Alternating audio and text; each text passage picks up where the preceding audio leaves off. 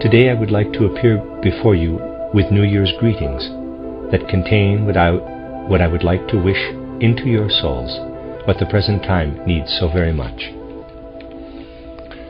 May you recognize the great urgent demands for the development of humankind, and may you cooperate, each in your own place, and as much as you are able, in the fulfillment of what is so greatly needed by humanity in our time.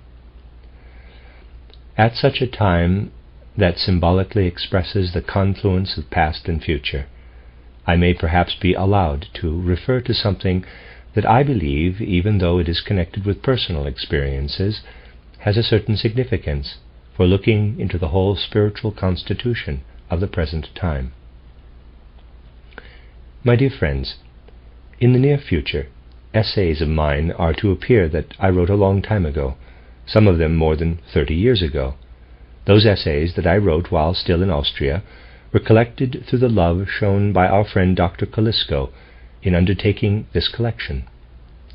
Today, in this consideration of the new year, which may rightly also be a consideration of the times, I would like, as an introduction, to point out some of the things from those essays.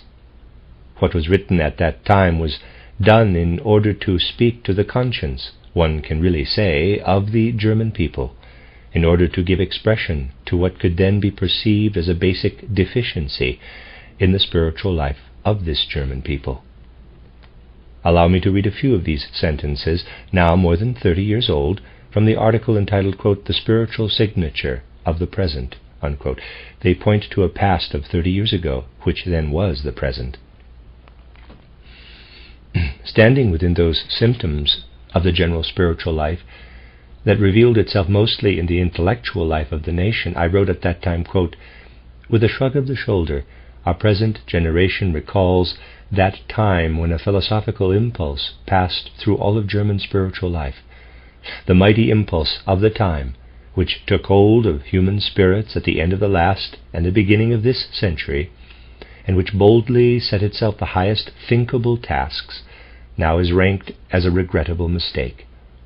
Whoever dares to take an opposing view when the talk is of Fichte's fantastic notions or of Hegel's unreal playing with thoughts and words is simply put down as a dilettante, quote, who has as little conception of the spirit of today's natural science as of the purity and strictness of the philosophical method," unquote.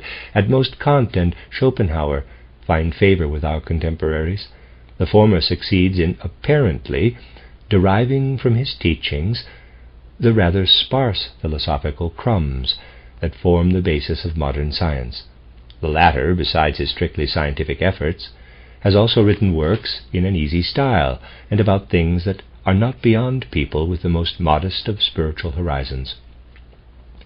But for that, striving for the highest levels of the thought world, for that buoyancy of spirit that paralleled our classical cultural epoch, there is now lacking any sense or understanding. The seriousness of this phenomenon only becomes apparent when one considers that a lasting turning away from that spiritual direction would be for the Germans a loss of their self, a break with the folk spirit. For this striving arose from a deep need of the German character. It does not occur to us to want to deny the numerous mistakes made and biased opinions held by Fichte, Hegel, Schelling, Oken, and others in their bold undertakings in the realm of idealism. But we should not be mistaken about the sublime tendency that ensouled them, so right and fitting in a nation of thinkers. What characterizes the German is not the living sense for the immediate reality, for the external side of nature, which enabled the Greeks to produce their glorious imperishable creations. It is instead an incessant urgency of the spirit to find the reason for things, to find the apparently hidden deeper causes of the nature that surrounds us. While the Greek spirit lived itself out in its wonderful world of forms and figures, the Germans, more withdrawn into themselves and having interaction less with nature, but therefore more with their heart and their own inner being, had to seek their conquests in the sphere of the world of pure thought. Therefore it was the German way in which Fichte and his successors confronted life and the world, and therefore their teachings had such an enthusiastic reception, and for a time the whole life of the nation was seized by it.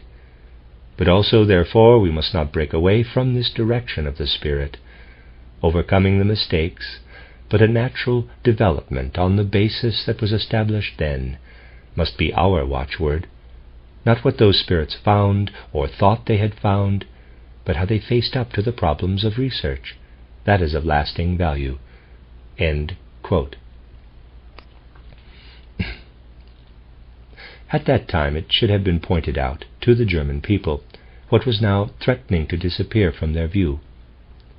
In those days one still lived in a different time than today.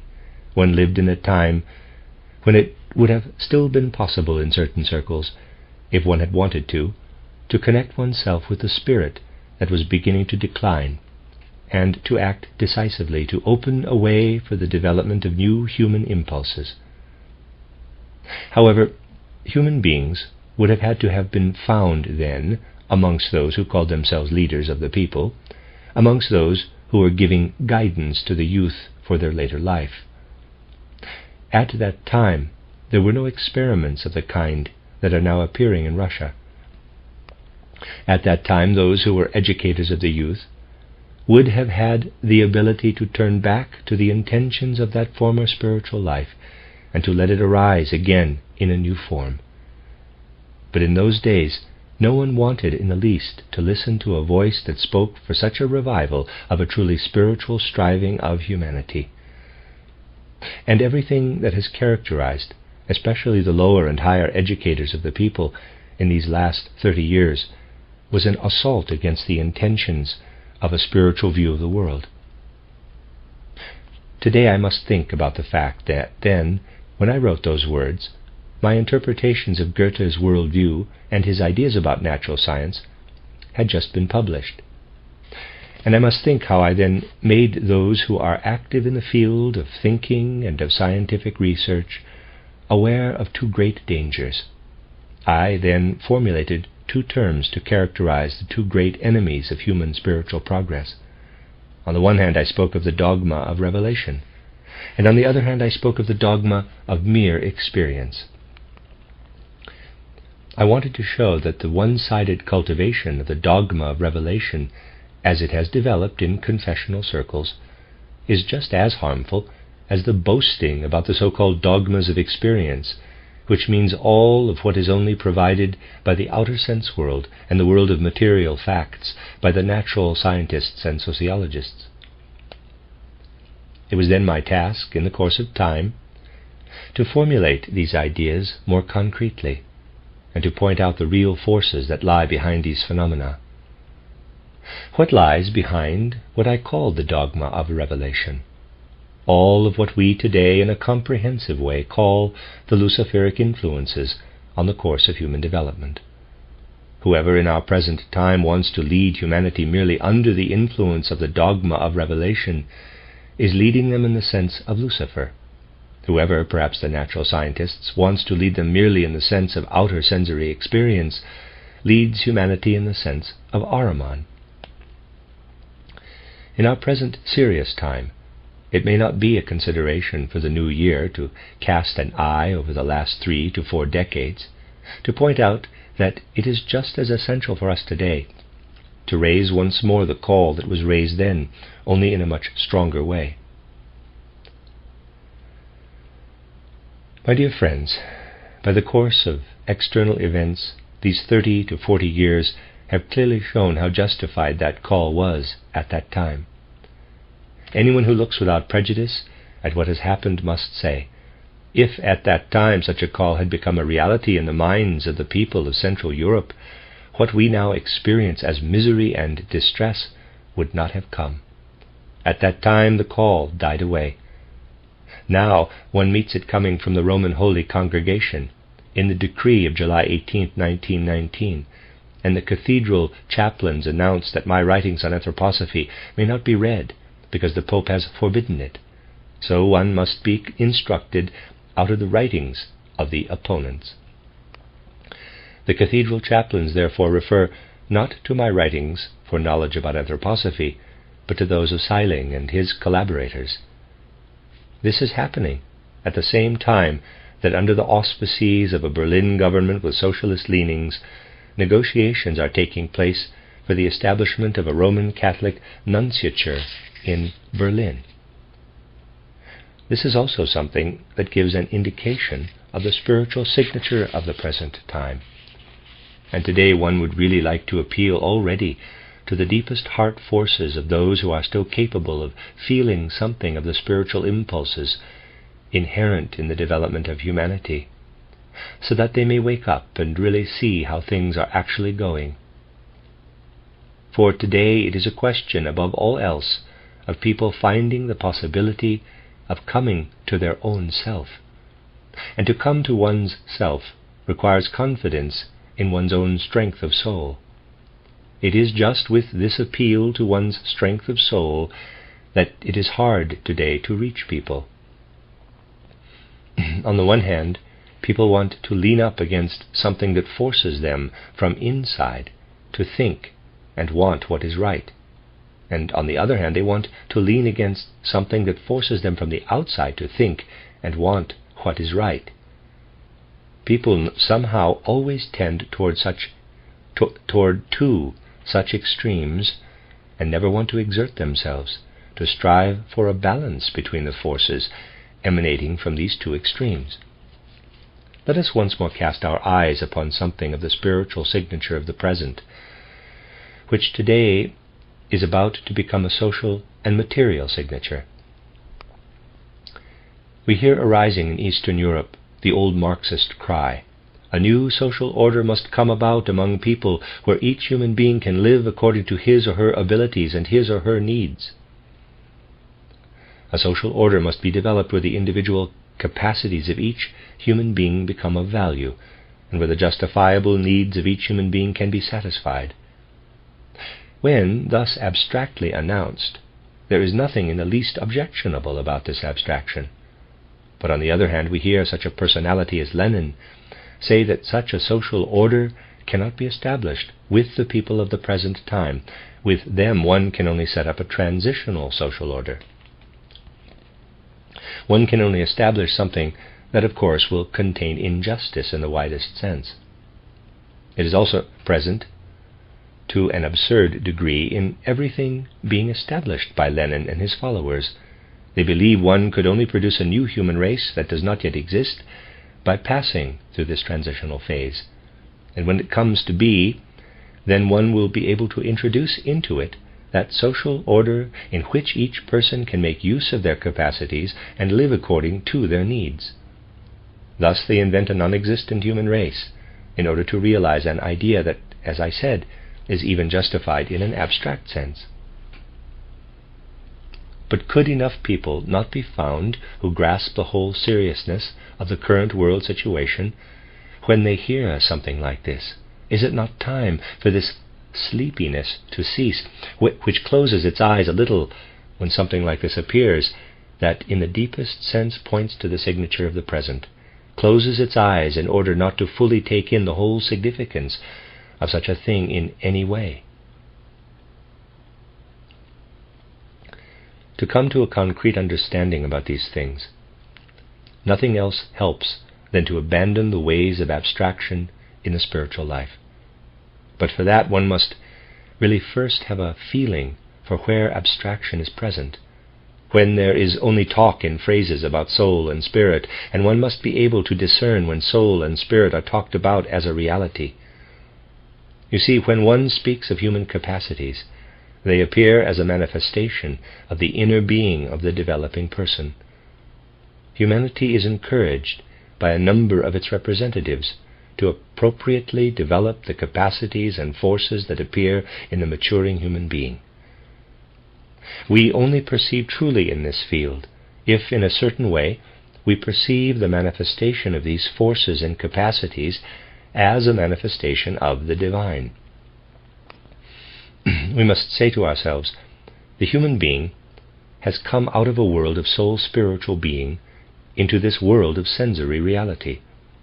And what expresses itself there as human forces and capacities, and what we have developed in ourselves and in others, originates in a spiritual world.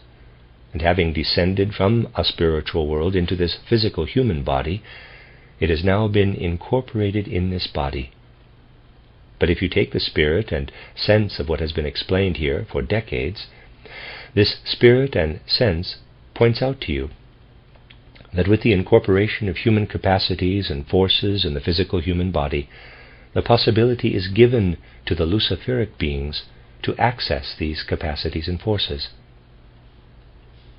We cannot do anything with these human capacities and forces in the way of individual activity or activities in the sphere of education or culture without coming into touch with Luciferic forces. In those regions that the human being passes through before entering into physical existence through birth or conception, Luciferic powers could not directly approach the human capacities and forces.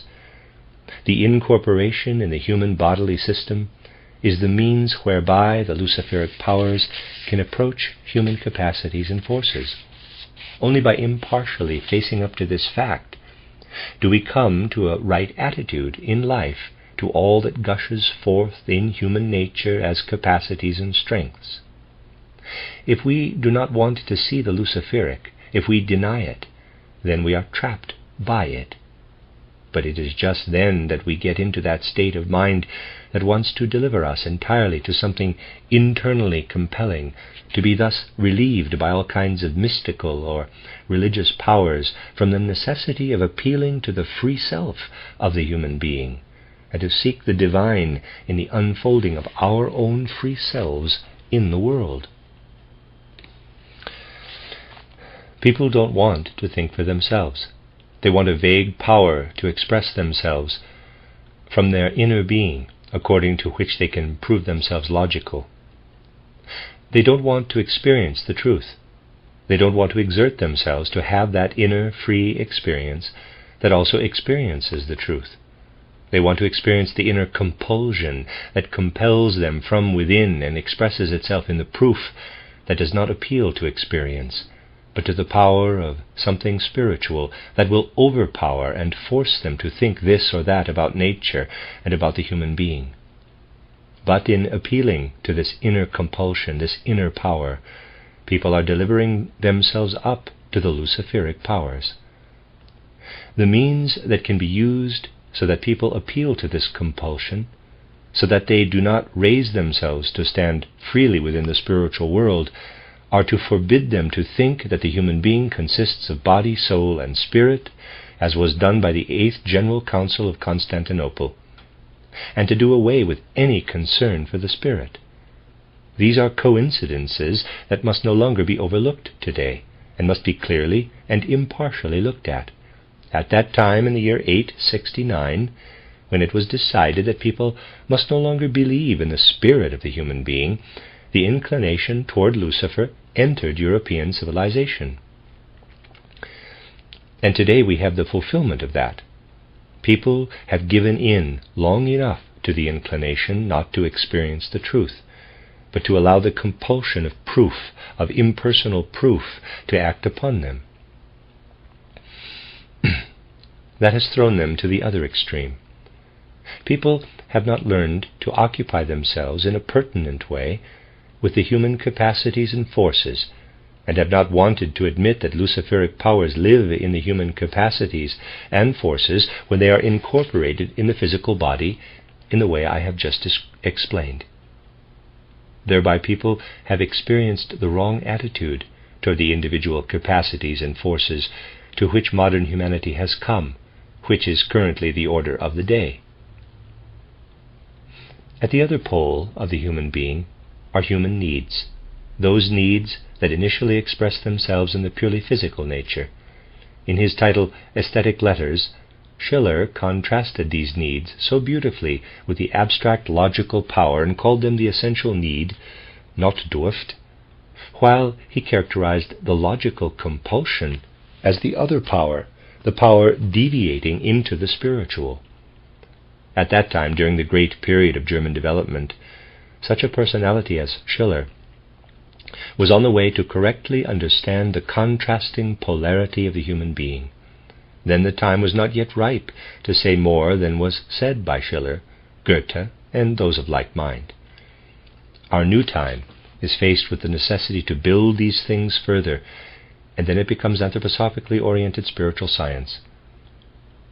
Those who only know the one-sided power of proof in the spiritual sphere, in their lives also only learn to know the one-sided driving force of nature in human needs. You can easily imagine, when human beings enter into the physical sensory world with their capacities and forces through conception or birth, and Lucifer comes over them and takes something that the human beings themselves should have on the one side, on the side of the head, so to speak, then there also remains for the human beings themselves a lesser capacity to assert their independence in the sphere of their needs. Through what Lucifer appropriates for himself on the one hand, Ahriman on the other hand gains the possibility of appropriating what is at work in the needs of human nature. And so, along with that possibility and the dogma of mere outer sensory experience, the door is opened to the penetration by Ahriman of the instinctive life of humanity in the last third of the 19th century. And so, in not realizing that healing lies in the equilibrium between the two extremes, between the capacities on the one hand and the needs on the other, modern humanity stands before a dreadful fact. Out of its materialistic mind, it only looks upon the body that produces the capacities, meaning only upon the Luciferic origin of the capacities, because through the fact that the capacities enter into the body, they become Luciferic. And when one believes that the capacities come from the body, then one believes in Lucifer.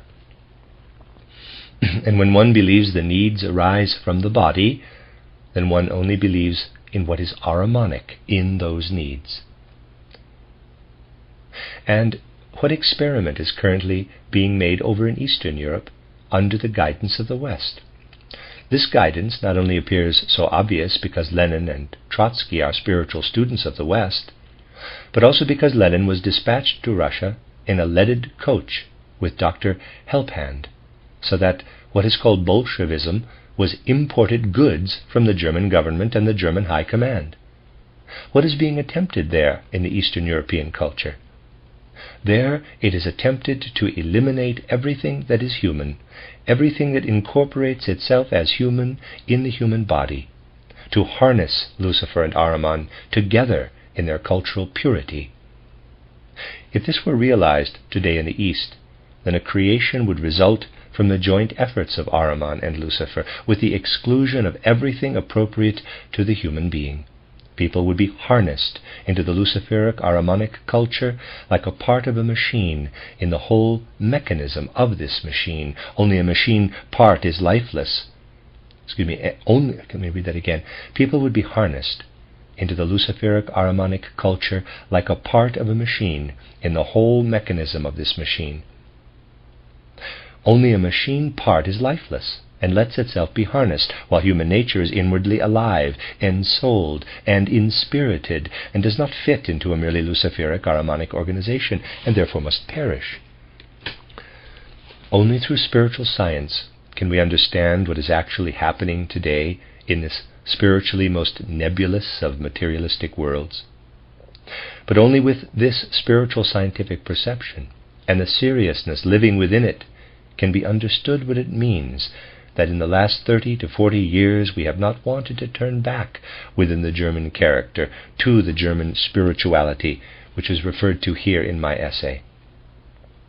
On the contrary, we have finally come so far in this German cultural world that authority has become vested in those who considered it right to let the inaugurators of Lucifer and Ahriman be sent to Russia in a leaded coach, and indeed by a man who was in their service, and who became, through all the services he rendered by thus mediating between East and West, a man who during this time built himself a villa in Constantinople, another in Switzerland, a third in Copenhagen. It doesn't do today just to casually look around in order to be able to sleep well, in view of what is actually happening in the depths of today's world. It should be felt today how necessary it is to say, we have denied and stomped underfoot what was created in the German spiritual life at the time of Schiller and Goethe. And we have the task to start there and to continue to build. We cannot pour any better New Year's thoughts into our souls than the intention to reconnect with that.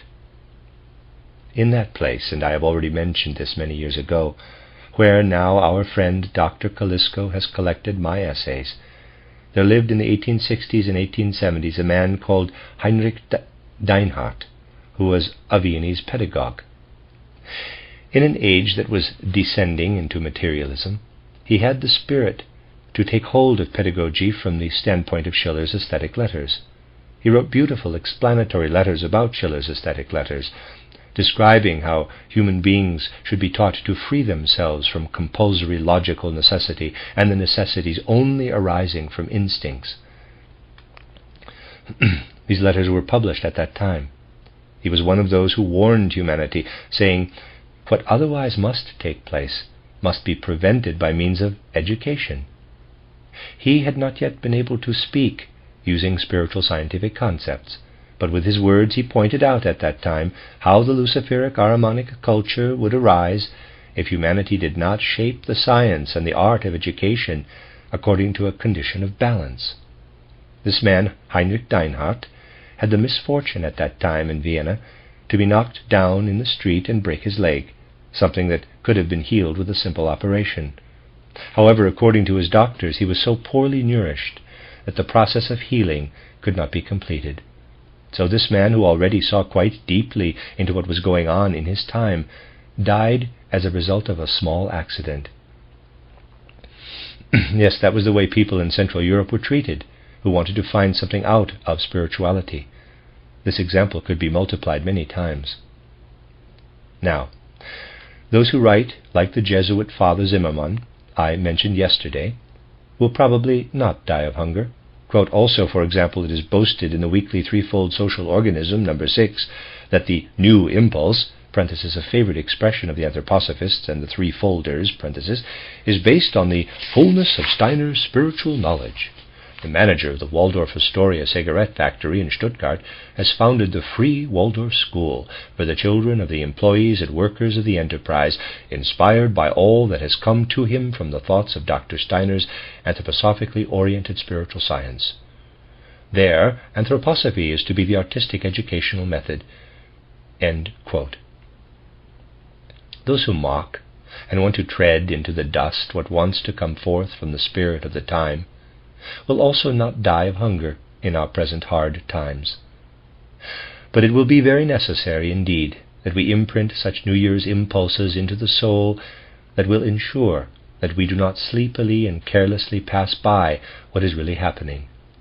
Above all, we must energetically take up what is strongly emphasized by anthroposophically oriented spiritual science. Oh, I see quite a few in our own ranks who would most love to sleep through those things that reveal themselves out of great compassion, out of pity for what in our time, if it were left to itself, must lead to ruin. There are weak souls who enroll in this anthroposophical society, and who say, yes, spiritual science, that I like, but I don't want to know anything about social activity that doesn't belong in there. They could take an example from the opponents. The Jesuit Father Zimmermann follows everything that we do. He ends his article by saying, quote, the weekly threefold organism, number 8, certainly means that here there was an attempt by the Church to destroy the historical task of the self-determination of the individual. End quote.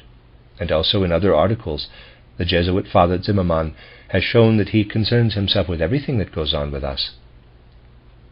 So one would wish that those in our own ranks would also concern themselves about things in a positive sense.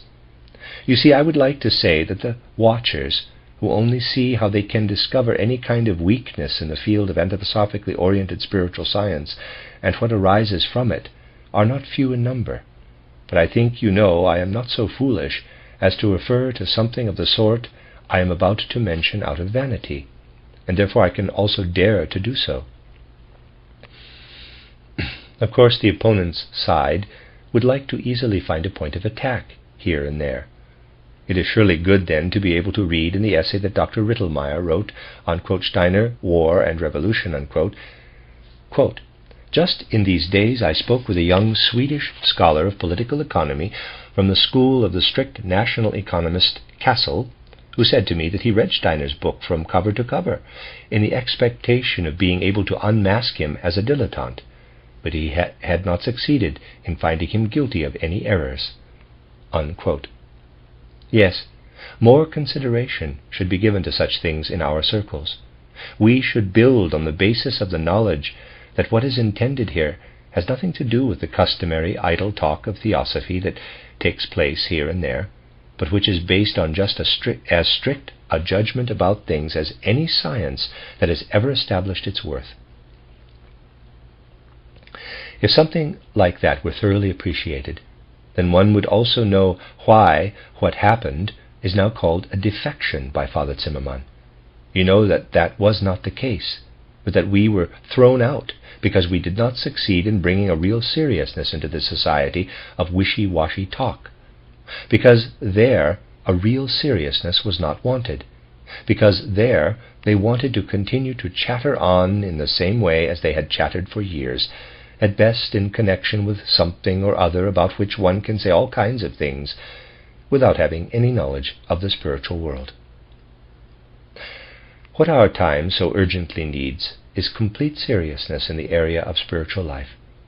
Since my being here in these days is coming to an end, I wanted to speak again about this complete seriousness on this New Year's Day, and I would very much wish that a New Year's resolution that each person can only make for themselves will be there among us, namely that through the hearts and minds of our friends, eyes are opened for the vision of what is desperately needed, opened for what can only come from the Spirit alone in order to help humanity. Today we cannot bring about healing with the existing outer arrangements. We must impress something new into the development of humanity. This must be recognized. And to feel that it must be recognized is surely the worthiest New Year's thought that can arise in your hearts today, at the beginning of the year 1920, which will bring many important decisions if people are found who recognize what humanity needs, as it was indicated today. It must be recognized that the year 1920 will bring want and misery if such people are not found, and only those have the say who want to continue working on in the same